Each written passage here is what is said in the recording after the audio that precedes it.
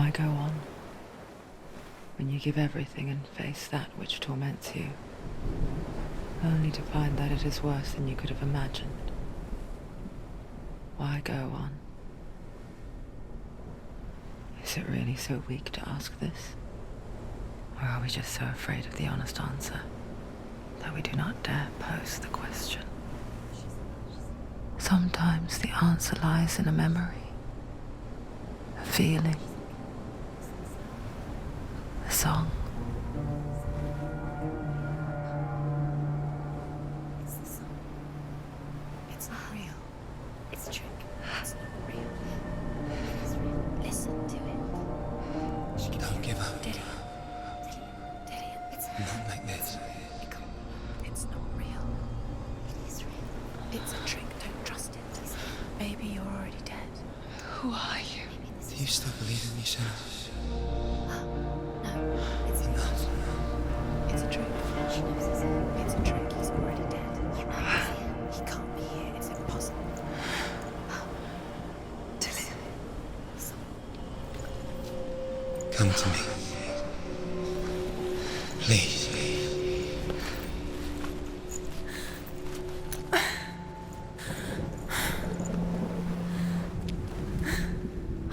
The light. Go towards the light. It's him. There he is. It can't be him. It's just a trick. It's in your mind. No, he's here. It's in your mind. It's real. It's happening. Go towards it.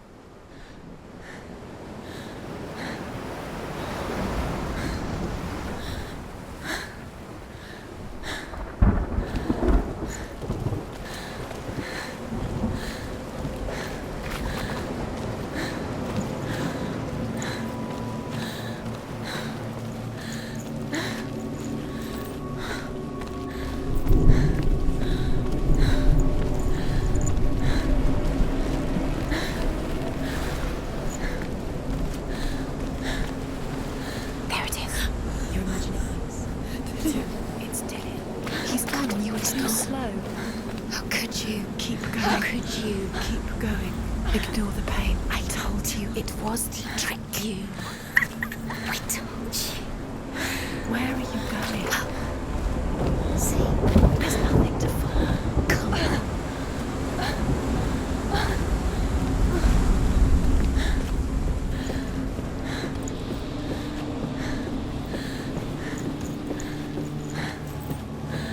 Before she first met him, she was not in a good place. Just a teenager, but not like the others.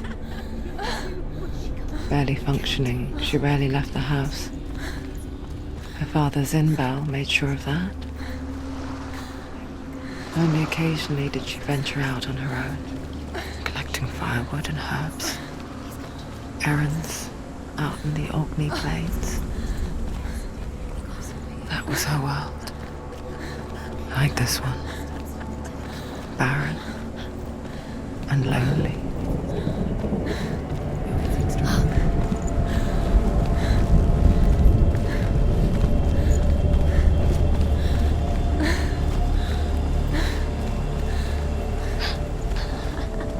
It's already disappeared. Nothing lives here, not even you. It's pointless. It's in your mind. You think you can see it, but it's in your mind. There he was. The lone figure of a boy. Swordplay under the shade of a tree. She remembers the first time she saw him. To her young eyes, he moved as if dancing. And the world danced with him. He's there. He's there. The gloom lifted. For the first time in years, she felt You have to keep Dillion, because a ray of hope.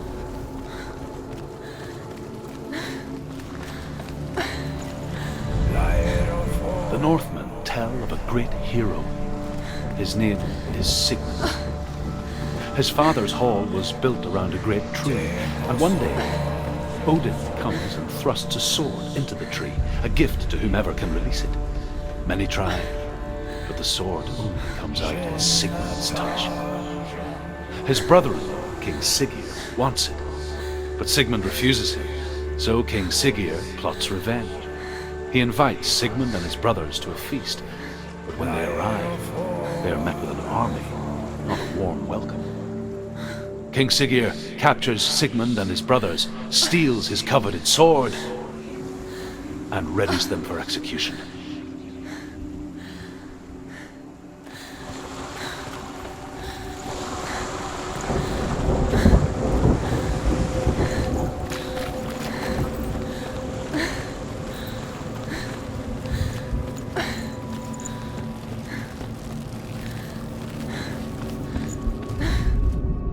Death for Sigmund and his brothers seems certain.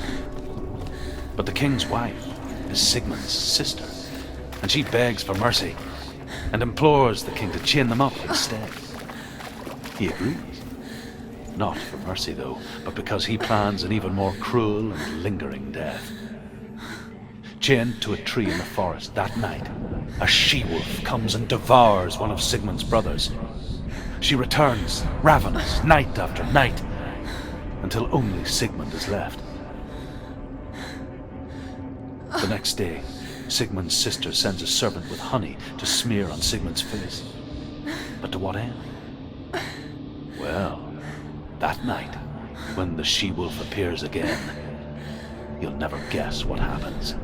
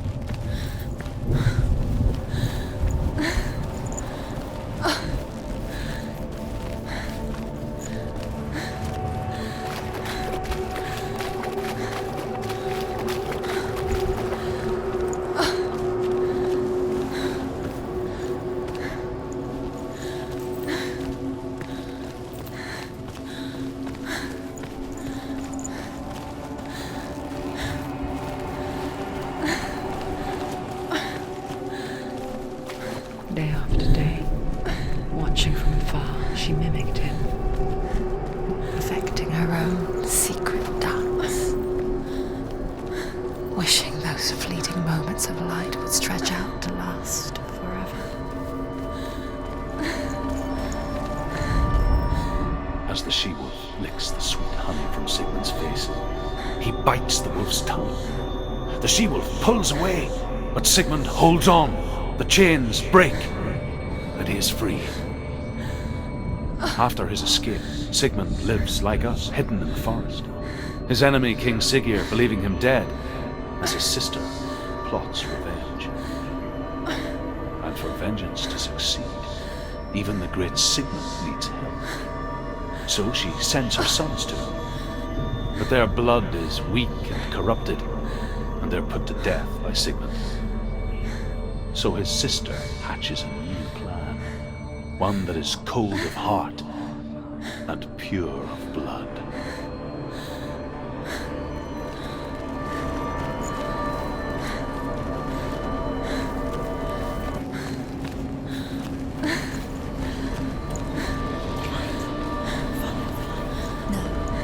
It's a trick. It's an illusion. It's not real. You want to believe it's real, but it's a trick. You're deluded. Where are you going? Where is she going? What is she following? You can't even fight. It's just deception. How does he so effortlessly court the world and bliss? If only she could do the same. See the world through eyes anew and dance with it, just like he does.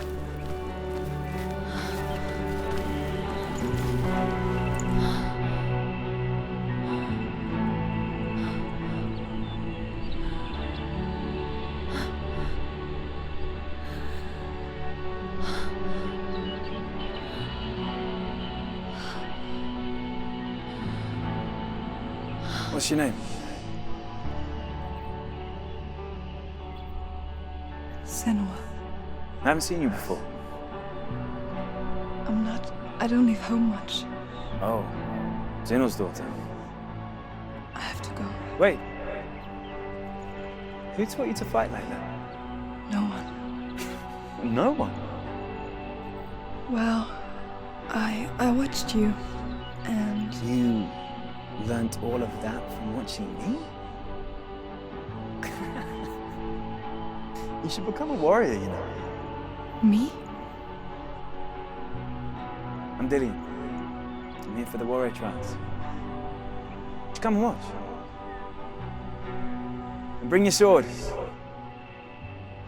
You can't put it into words. That moment when you look into the eyes of the one who's supposed to reassure you, make you feel safe.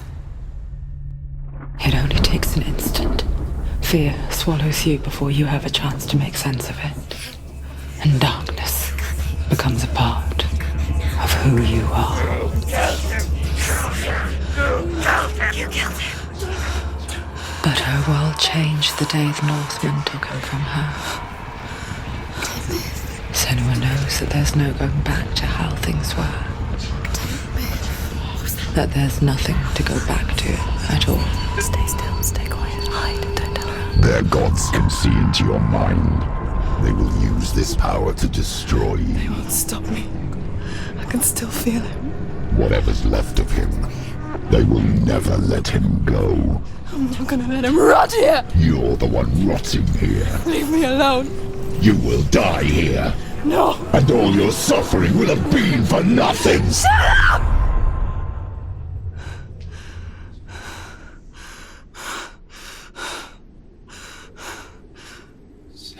Dillion? Is that you?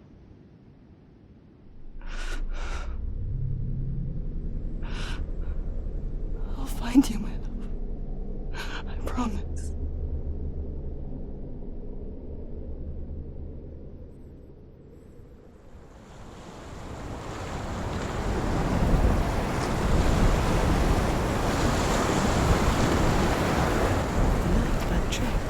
Can you see him? You want to believe it. Is he not real? Is he there? You're alone in these mountains. Is that Dillion? Nothing lives here. You won't survive. You met him by the tree. She met him by the tree. Maybe it's a sign, the tree. What's he trying to tell you? He's waiting for you by the tree. Sigmund's sister trades shapes with a sorceress, and in disguise, she lies with her own brother. She gives birth to a son named Sinfjotli. After a time, she sends him to the forest to Sigmund. He tests the boy and finds him strong and fearless, and so they go to take their vengeance on King Siggeir. Luck is not on their side. They're captured, and Siggeir has them buried alive.